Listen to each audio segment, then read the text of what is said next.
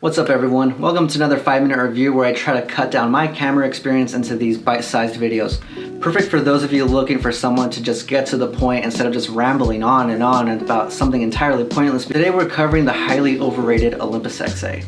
Yeah, I'm saying overrated because while this is great for what it is a point-and-shoot camera, and I'm not about to hype up a plastic body that could easily break for the likes. But before we get into the cons, let's start off with a general overview and some pros because I'm not entirely a hater, just honest. The Olympus XA is a pocket-friendly camera that makes an awesome beginner's choice for anyone looking to dive into film without getting too caught up in lenses or manual exposure, if you can get it for the right price, which I'd say is around $50, if even that. It offers a clamshell design that protects your lens while also functioning as an on and off switch. This can, however, make loading film a bit awkward, especially with how loose the spool can be.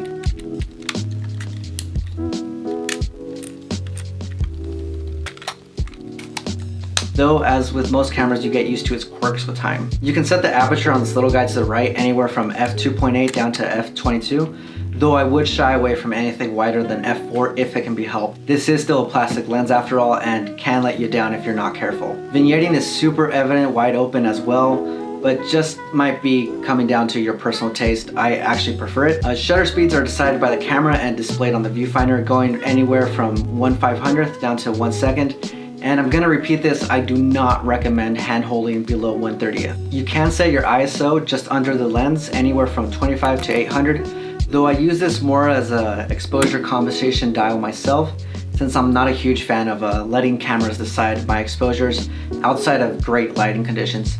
And I really do mean great lighting conditions because I do not recommend this camera for low light situations. It does have a leaf shutter, which means it's easier to handhold for lower shutter speeds, but you're wasting film if you're relying on that after sunset, because that's what low light means to me.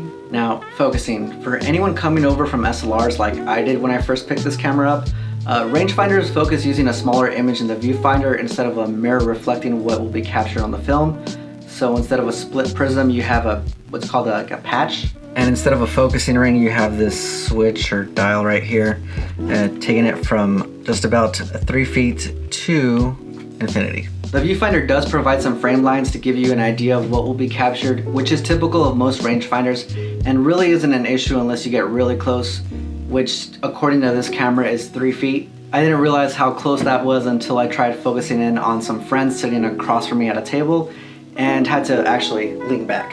So, not that close. Being that this is a 35mm lens, that might not be such a bad thing since being that close could distort the face, but I like to be the one deciding that. Backpedaling a bit and getting to the elephant in the room, the rangefinder patch. It is notoriously dim and will be an issue under certain lighting conditions.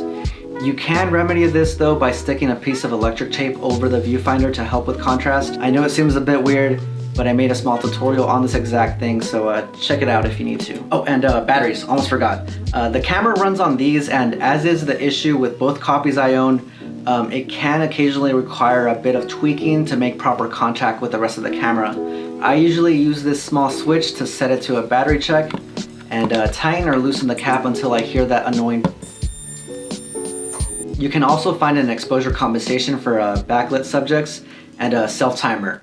I use neither of these though, but again, that's my own experience and yours may vary. As I said in the beginning though, this camera is great for what it is, but what it is a point and shoot camera. Don't take that the wrong way. The Olympus XA is ideal for a concealed carry, maybe in your pocket. I actually have 2 of these, each loaded with either black and white or color, and pick whatever one is opposite to my main camera.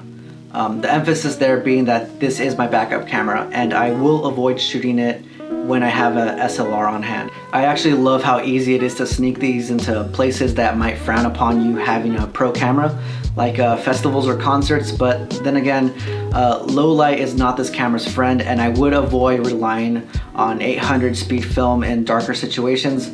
Your shutter speed may be too low to handhold.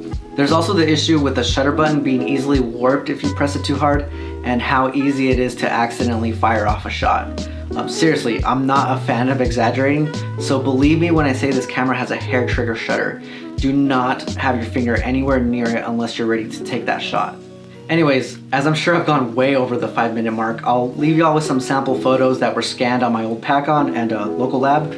As I said, this is my backup. My shots are limited, though you can expect a full review in the coming months as I use this camera for my primary on a street, portraiture, and whatever else I have planned. I just wanted to give you all the good, the bad, and the ugly so you can make an informed decision before picking this camera up, seeing if it's right for you, instead of just having some buyer's remorse. So, until the next one, chase that light.